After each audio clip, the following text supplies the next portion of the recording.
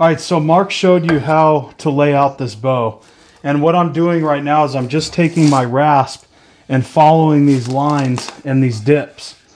And I'm gonna get the basic shape of this.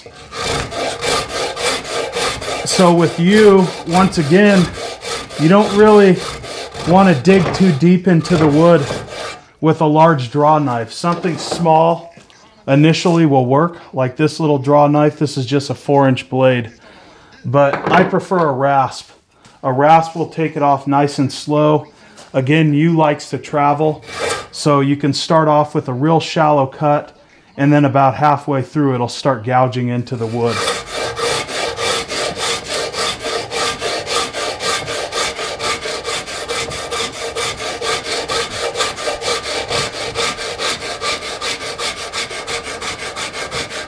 So you can see right here we have a knot that's close to the edge. I'm going to try to avoid that the best I can, and the way that I do that is leave a bit of wood around it. So I'm going to avoid this area right in here. And I'll just remove on this side and throughout this side. So I'll continue on with that rasp. Well, as you can see, we have this bow all shaped out, and you can see it's quite a bit thinner as well. I've been working on this quite a bit off camera. So once I got this thing shaped out, I went ahead and I crowned the back of this bow. You can see we have a slight crown running the entire length. So as this back sits right now, with the exception of degreasing it and roughing it up, we're ready for sinew, but that'll come in a later video.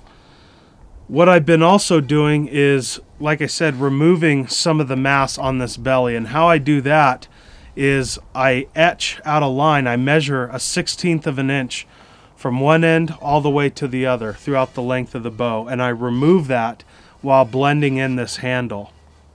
So I remove the edges, and then I have a crown now in the center of the bow. It's a real wide crown, but I remove that crown. So again, I remove the edges, I roll the edges down to that etched out line, and then I take the rasp and I flatten out the belly.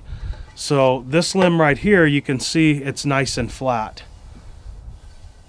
And then this limb right here, I still have to work on. So we have a flat surface, but once I remove down to this edge, I'll have it crowned, and then I just come back and I remove that crown. So it's a pretty simple process, but I keep doing that over and over until I get this thing floor tillered. Once this thing is floor tillered, then I can start flipping the tips, either steam bending or heat bending, and then work on the knock. So I'm going to go ahead and continue that. Once I have this thing floor tillered, I'll be right back with you. So when I work on this, I always work from the tips into the handle. And once I have this all flattened out, I can then just start working on the handle and blend this in so it flows nice and even. We don't have any dips in the wood. But when you do this, you know, it's really hard to get stiff and weak spots in the wood, especially by working so slow and removing even amounts at a time. So I just take the rasp and I roll that edge.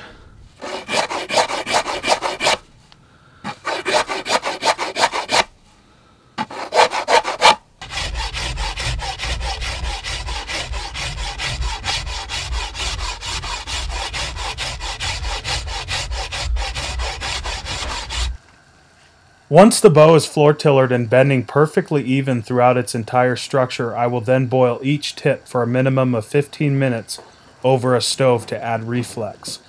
It is critical with yew wood to boil or steam bend the wood instead of using a dry heat, as the bow can lose moisture and violently break using the dry heat. After 15 minutes of boiling, you will notice the limb quickly changes color and is letting off high amounts of steam.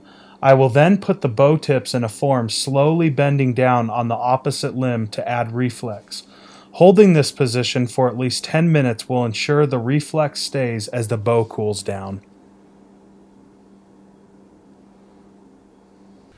All right, so you can see what we have. This thing is starting to look like a bow. We have this thinned out, it's bending nice and even, has a really nice floor tiller on it. And then of course I flip the tips into recurve. So what I need to do right now is carve my nocks, and I'll carve them about an inch below, about a half an inch to an inch down. And then I'm going to flip those up a little bit more. Now traditionally, the Hupa did two ways. They did that, but they also cut a kerf on the back of the bow, filled it with hide glue, and then bent the tab up. With a shorter Hupa type bow, you want to go that second route. You want to cut a curve, you want to bend it up, because as you draw the bow back, the string could slip off because the bow is so short and you're getting a longer draw out of it. So I'm going to go ahead and do that, and I'll be right back with you.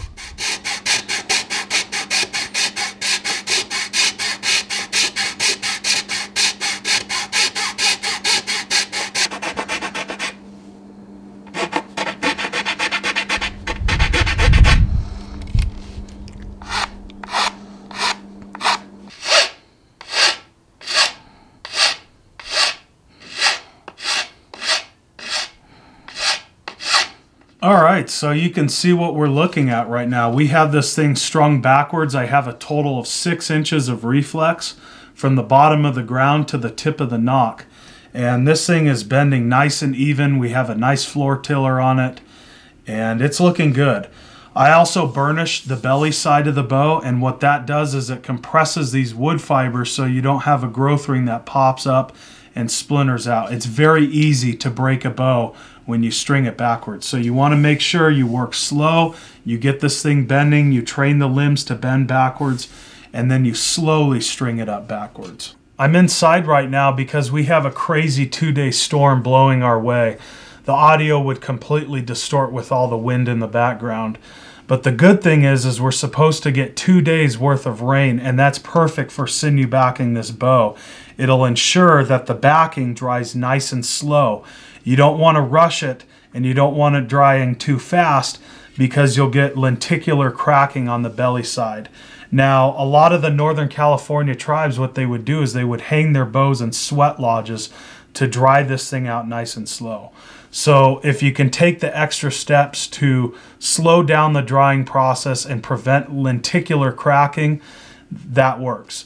Now, lenticular cracks do not affect the performance of the bow. It'll shoot just fine and it will survive as long as they're vertical within its structure. But aesthetically, it kind of looks rough. Now, this bow right here is an Ishi style bow. This is sinew backed yew, and you can see what it looks like. We don't have any lenticular cracks on this belly side, and that's because I put this in a nice moist, cool, dark place inside of the house, and that slowed the drying time down, and we got this thing tillered out, and it's looking really nice, and it shoots extremely fast, and it has a lot of energy. It's 50 pounds at 25 inches of draw. So that's what I'm going to do with this, is I'm going to sinew this up while we have a lot of rain in the air, we have a lot of moisture in the atmosphere, and I'm going to slow down this drying time as much as I can. Sometimes you can't control that, though. You can't control lenticular cracks, especially in the desert where it does get so dry in the summer months, usually around May in Prescott, Arizona. But I think we can help prevent it. We'll see what this thing turns out. But right now what I need to do is I need to start prepping the back. And as this sits right now, I can't sinew it because the back is not cared for. And if I sinew it as is, there's so much oil from my hands in this back that the sinew backing will just completely lift off and the bow will break during the tillering process. So what I do is I take this in the shower, I run hot water over it, and I scrub it with a scrub brush and Dawn dish soap. Then I'll take 80 grit sandpaper, rough it up, then take a hacksaw blade and lightly scrape grooves on the back of the bow. I don't want to gouge it. I just want to rough it up so that sinew and the hide glue bind down nice and tight, nice and firm to the back of the bow.